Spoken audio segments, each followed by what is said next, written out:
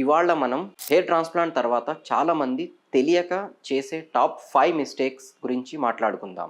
వీటి వల్ల మీ గ్రాఫ్ట్స్ దెబ్బతిని ఫైనల్ రిజల్ట్స్ బాగా తగ్గిపోవచ్చు. Hi, this is doctor Imran from Dermax. First one, గోకడం లేక రుద్దడం. హెయిర్ ట్రాన్స్ప్లాంట్ అయిన తర్వాత మొదట 7 నుంచి 10 రోజులు గ్రాఫ్ట్స్ చాలా బలహీనంగా ఉంటాయి. ఆ సమయంలో ట్రాన్స్ప్లాంటెడ్ ప్రాంతాన్ని గోకడం, గట్టిగా రుద్దడం, టవెల్తో బలంగా తుడవడం, ఒక్కసారి చూస్తా అని వేళ్లతో టచ్ చేయడం కూడా గ్రాఫ్ట్స్ బయట పడిపోవడానికి కారణం అవుతుంది. రెండవది, స్లీపింగ్ పొజిషన్. మొదట కొన్ని రాత్రులు జాగ్రత్తగా 45 డిగ్రీస్ యాంగిల్లో పడుకోవాలి.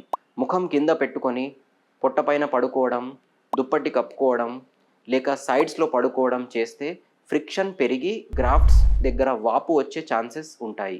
మొదట 2 నుంచి 3 రాత్రులు తలను కొంచెం ఎత్తులో పెట్టుకోవాలి. నిదానంగా బెడ్ మీద ఫస్ట్ కూర్చొని స్లోగా పడుకోవాలి. ట్రాన్స్ప్లాంటెడ్ ప్రాంతం మీద డైరెక్ట్గా ప్రెషర్ పడకుండా జాగ్రత్తగా ఉండాలి.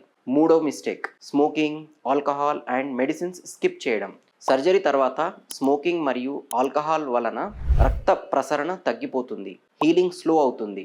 డాక్టర్ ప్రిస్క్రైబ్ చేసిన antibiotics, pain killers, anti swelling tablets వంటివి మధ్యలో మానేస్తే ఇన్ఫెక్షన్, నొప్పి, వాపు పెరిగే ఛాన్సెస్ ఉంటాయి.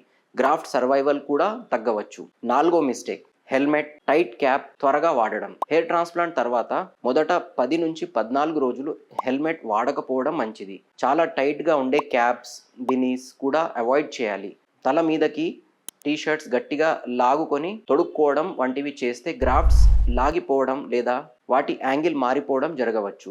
ఐదవ తప్పు, వాష్ ప్రోటోకాల్ పాటించకపోవడం. కొంతమంది భయంతో కడగరు, కొంతమంది బలంగా రుద్దుతూ కడుగుతారు.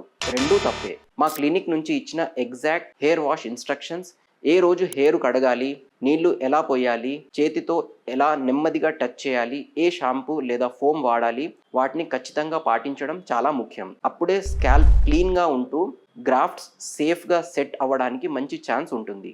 హెయిర్ ట్రాన్స్ప్లాంట్ చేయించుకోవడంతోనే కథ పూర్తి అయిందనుకోవద్దు. సర్జరీ అనేది మొత్తం ప్రాసెస్లో ఒక భాగం మాత్రమే.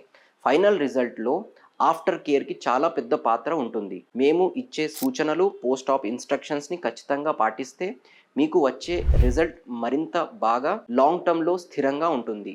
ఏం చేయాలి, ఏం చేయకూడదు అన్న సందేహం ఉన్నప్పుడు Dermax skin and hair transplant clinic హైదరాబాద్ని సంప్రదించి ప్రాపర్ పోస్ట్ ఆప్ గైడెన్స్ మరియు ఫాలో అప్ తీసుకోవచ్చు.